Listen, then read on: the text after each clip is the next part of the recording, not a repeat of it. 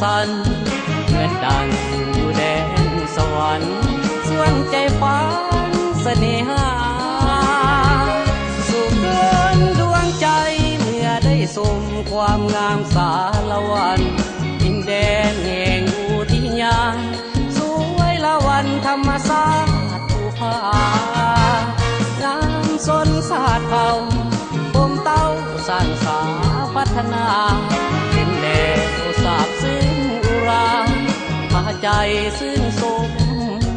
สุดสันต์สารวัน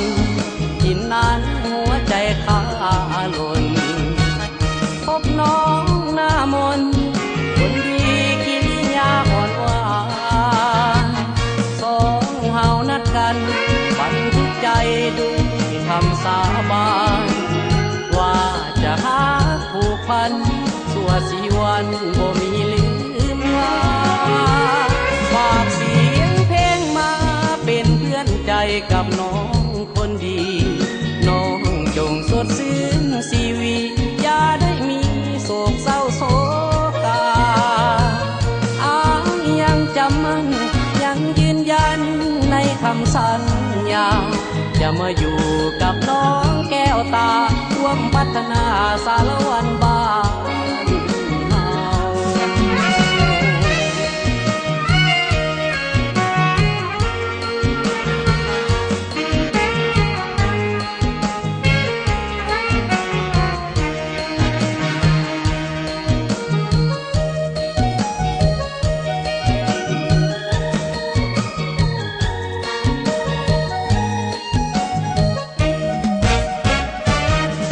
สารวัน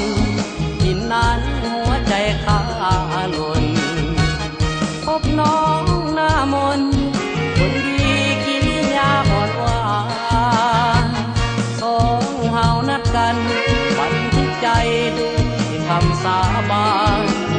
ว่าจะหาผูกพันชั่วสีวันบ่มีลืมว่าฝากเสียงเพลงมาเป็นเพื่อนใจกับน้องคนดีน้องจงสดชื่นชีวิตอย่าได้มีโศกเศร้าโศกา